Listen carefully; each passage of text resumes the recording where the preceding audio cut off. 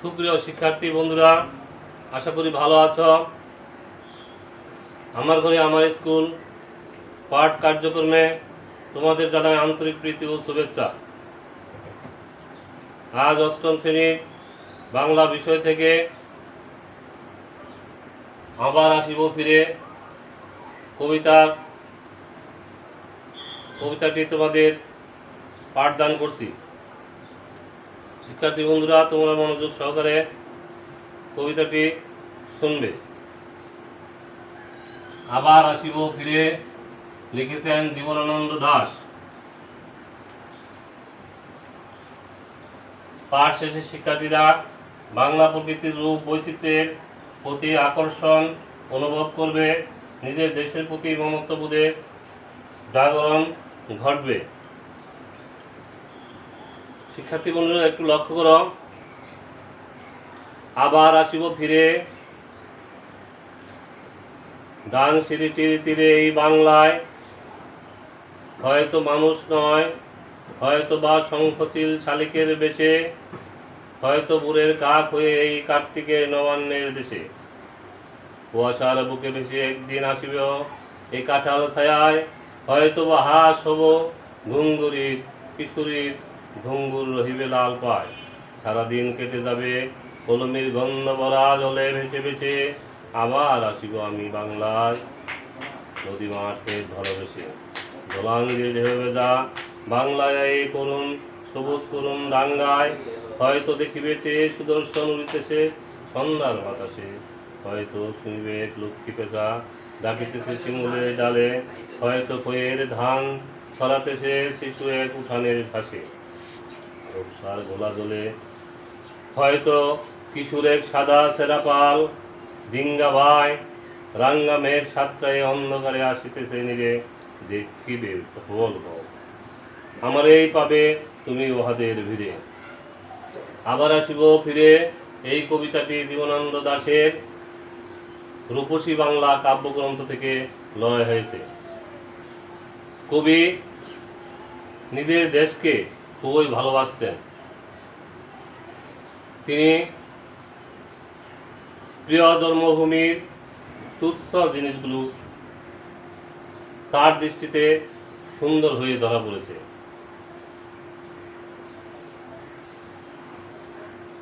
মমতার বাদন শেষ হবে না তার মৃত্যুর পরেও।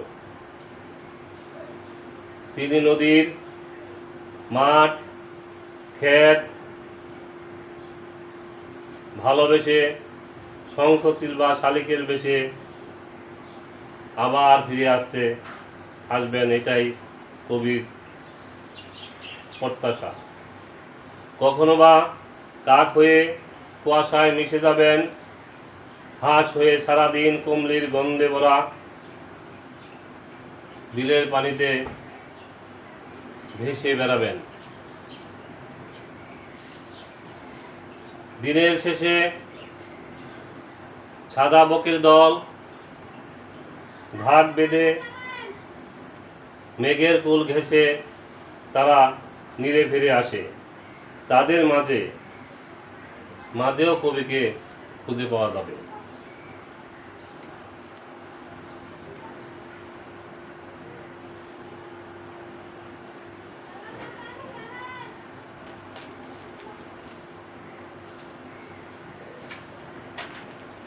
শিক্ষার্থী বন্ধুরা,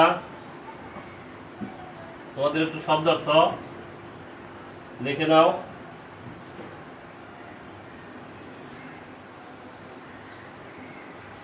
ধবল, ধবল শব্দের অর্থ হলো সাদা। রূপসা,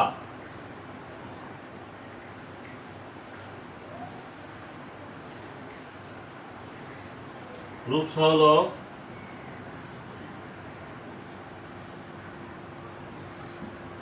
খুলনার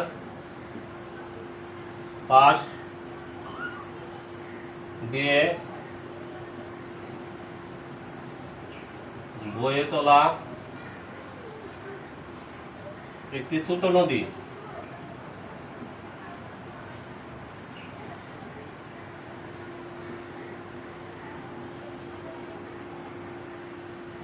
সুদর্শন,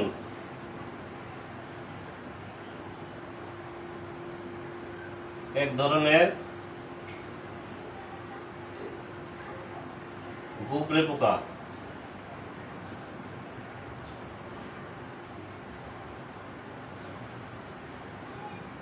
ঘুঙ্গুর,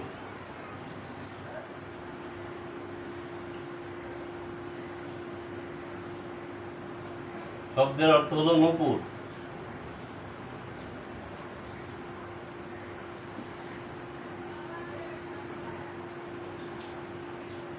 শঙ্খচিল,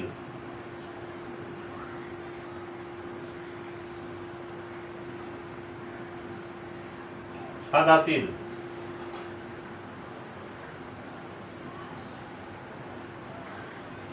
নবান্ন,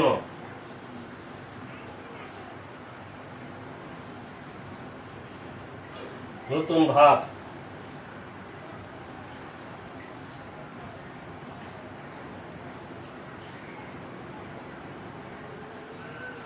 কবি এখানে নবান্ন বলতে বাংলাদেশকে নবান্ন দেশ বলেছেন। নবান্ন অর্থ নতুন ভাত, অর্থাৎ কার্তিক মাসে কৃষকরা যখন নতুন ধান ঘরে তুলে তখন তারা নবান্ন উৎসবে মেতে ওঠে। শিক্ষার্থী বন্ধুরা, ধবল শব্দের অর্থ সাদা, রূপসা শব্দের অর্থ খুলনার পাশ দিয়ে বয়ে চলা একটি ছোট্ট নদী, সুদর্শন অর্থ এক ধরনের গুবরে পোকা, ঘুঙ্গুর, ঘুঙ্গুর শব্দের অর্থ নূপুর, শঙ্খচিল শব্দের অর্থ সাদা চিল। নবান্ন শব্দের অর্থ নতুন ভাত।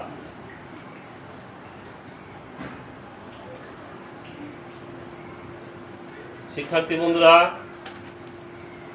তাহলে এখন আমরা কবি পরিচিতি জেনে নেই। জীবনানন্দ দাশ 1899 খ্রিস্টাব্দে বরিশালে জন্মগ্রহণ করেন। তিনি 1921 সালে ইংরেজি সাহিত্যে কলকাতা বিশ্ববিদ্যালয় থেকে MA পাস করেন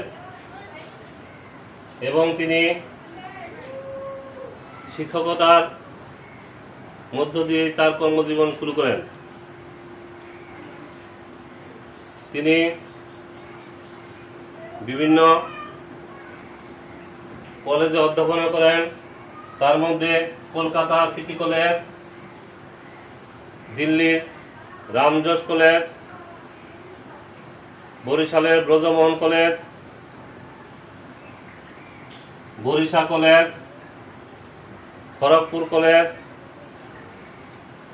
এবং হাওড়া কলেজে তিনি অধ্যাপনা করেন। তিনি একসময় সাংবাদিকতার পেশা অবলম্বন করেছিলেন। তিনি ছিলেন একজন প্রকৃতি প্রেমিক। তার কবিতায় প্রকৃতির রং ও রূপের বৈচিত্র্য দেখা যায়। তিনি অজানা গাছ, পশু পাখি ও লতাপাতা তার কবিতায় নতুন পরিচয় ধরা পড়েছে। এই কবি প্রকৃতি থেকেই তার কবিতার রূপ রস সংগ্রহ করেছেন। তিনি গল্প, উপন্যাস, প্রবন্ধ রচনা করেছেন। তিনি 1954 খ্রিস্টাব্দে কলকাতায় এক ট্রাম দুর্ঘটনায় তিনি নিহত হন। শিক্ষার্থী বন্ধুরা, তোমরা বহু নির্বাচনী প্রশ্ন লিখে নাও।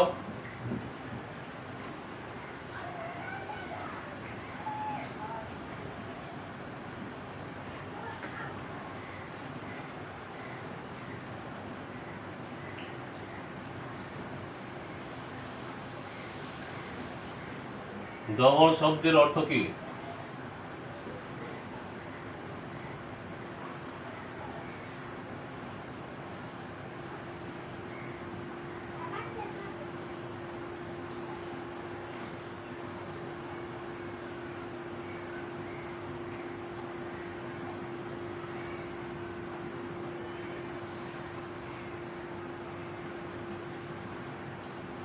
শিক্ষার্থী বন্ধুরা, ডবল শব্দের অর্থ কি? সাদা, কালো, লাল, নীল। তোমরা অবশ্যই বলবে যে ধবল শব্দের অর্থ হলো সাদা।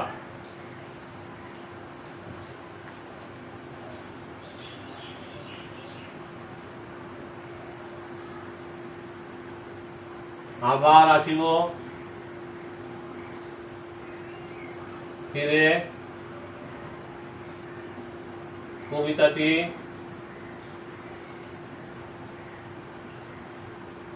কোন কাব্য থেকে ল হয়েছে? কাব্য গ্রন্থ থেকে ল হয়েছে।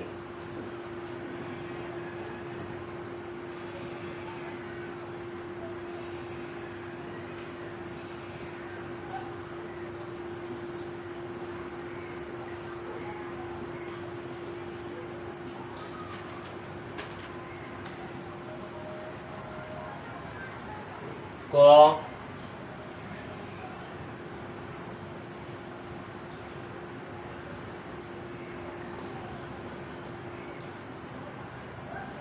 শেষের কবিতা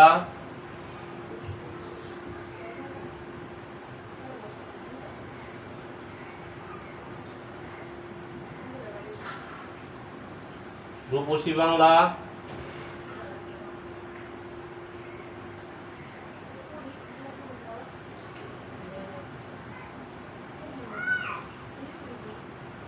চিত্রা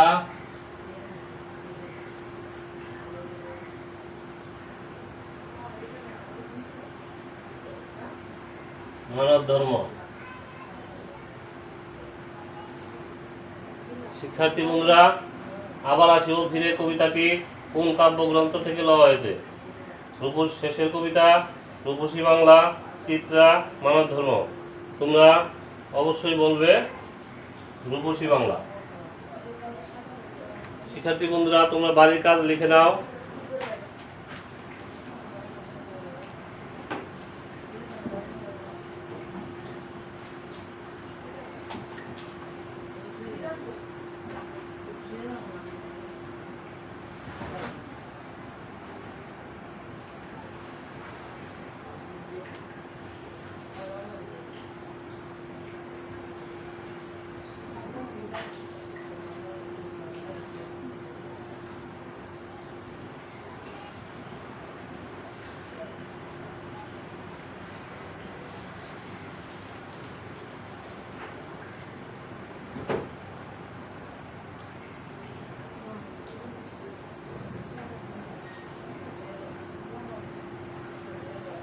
বাড়ির কাজ আবার আসিব ফিরে কবিতার মূল বক্তব্য লেখো।